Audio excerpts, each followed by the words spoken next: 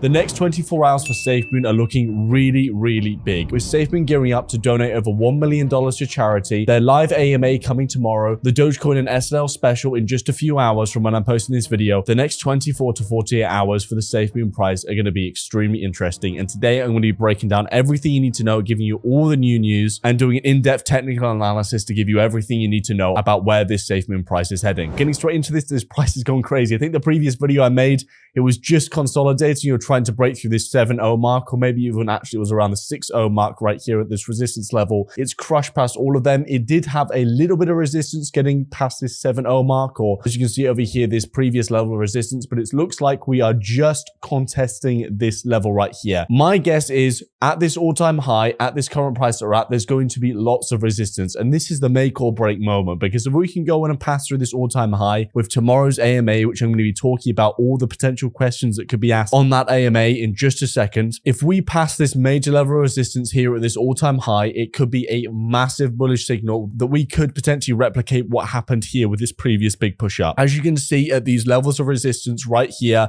and obviously at this all-time high right here, there was a huge amount of resistance over pretty much a 2-day period with the price skyrocketing up, down, up, down, up, down, before it went ahead and consolidated, and then after that absolutely rocketed up over the space of 2 days. Now, as I said in previous videos, I don't believe it's going to go up the level that it did before, just because of how big the market cap would need to be for SafeMoon.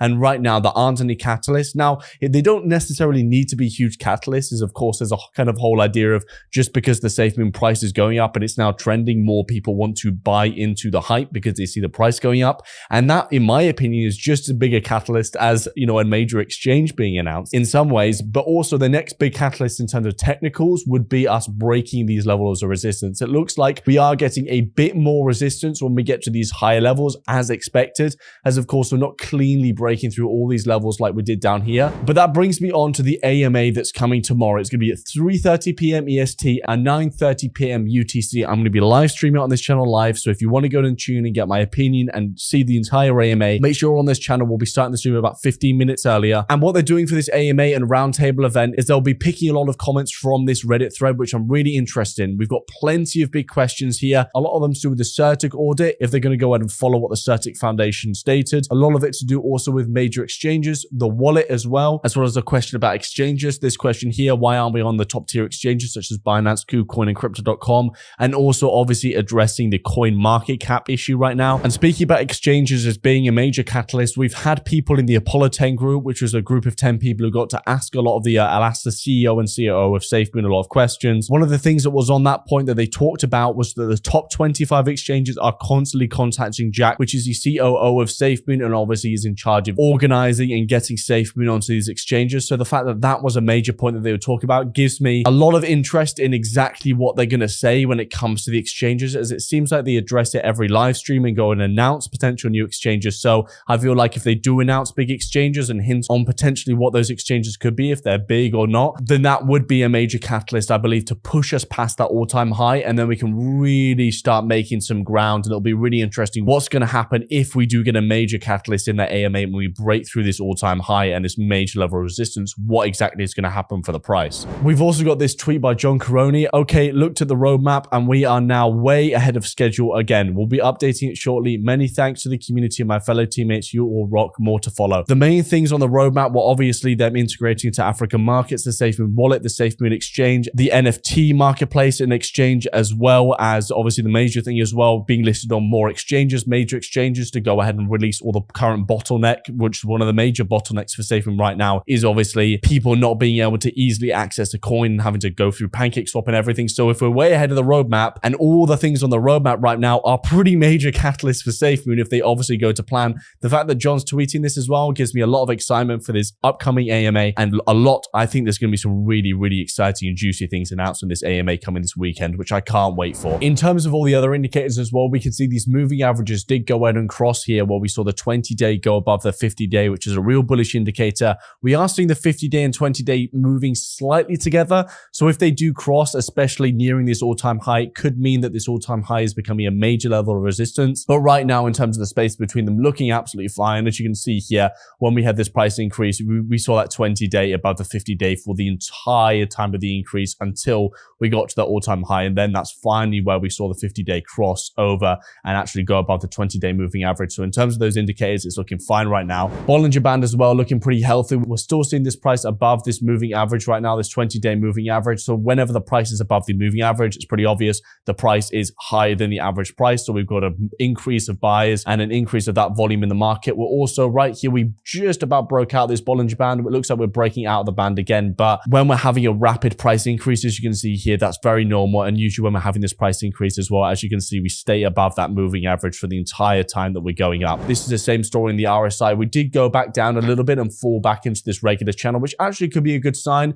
As you can see here, when we were having this big price increase around here, especially consolidating the all-time highs, we did go ahead and actually break back into the regular channel when we're having this big bull move up. So it could be positive. It means that a bit more price digestion is going on. And, you know, now that we're creeping back into this, only just in the overbought territory right now, if there are some big catalysts in the AMA, it could go ahead and give us a bit of breathing room to skyrocket back up again and potentially push past that all-time high. And if we look at this MACD as well, for some reason, it actually formed a bearish signal, even though the price has still been going up. I think there was just a lot of resistance over here. It does look like that the volume of buyers is going down, and we are just about to cross and make a bit of a bullish cross right now. As you can see, that blue line is flirting. As soon as we can go ahead and see that, go ahead and cross above that red line, that's a really great bullish signal for us. As well, a lot of people have been saying that the price right now is pretty much where we were consolidating the all-time high. And if that was the case, then this is what this MACD looks like at that current price range. Now, if we are basically just repeating the past, as you can see, honestly, if you look at the pattern, it was pretty similar. The MACD pushed up. We were going and contesting the all-time high, the major low resistance.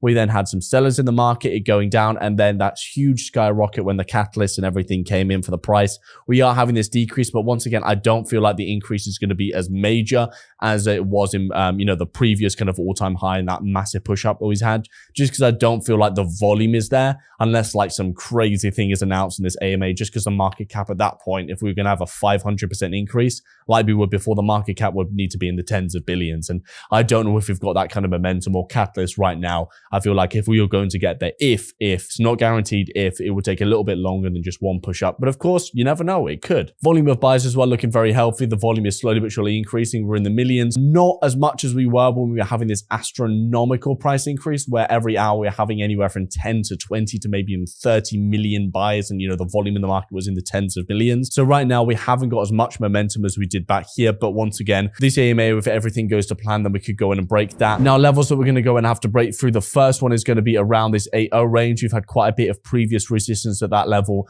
And then the next one is going to be this 9.0 range, and pretty much at the previous all-time high, the 9.1 range. So all of these kind of levels right here are going to be pretty major levels of resistance for this price. As you can see, the volume is slowly going off. So really what we need is we need another catalyst, or at least to break through these resistance levels if we want to go and go it off. But I see a lot of resistance around this point.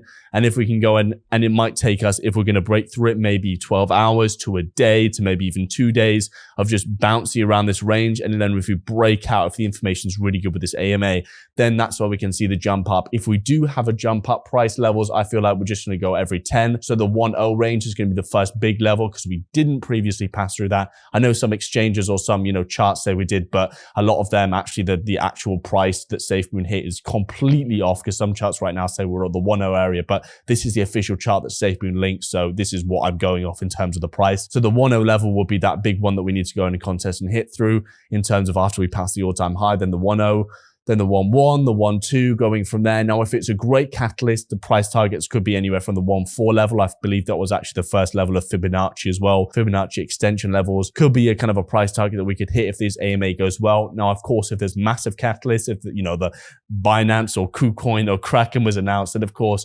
anything could happen, and we could potentially push up to this 2.0 area, just because naturally when people get really excited about a coin and people see the price going up rapidly and things are trending on Twitter, that can be, once again, like I said, just as much of a catalyst for this price to go up, which I feel like is why there's such a big volume of buyers, because we're trending on Twitter, the volume is going crazy, and just because the price is going up and we broke these levels of resistance now, that's why I think is a big reason, let alone the catalyst like Certic coming out, that we're seeing this price increase in general. But once again, lots of very interesting things happening for SafeMoon right now, so you want to keep your eyes on the videos. If you want more updates on the coin, you can join the Telegram in the description. Subscribe to the channel if you have found this video useful, but most importantly, have a great day. Good luck with your holdings, and goodbye.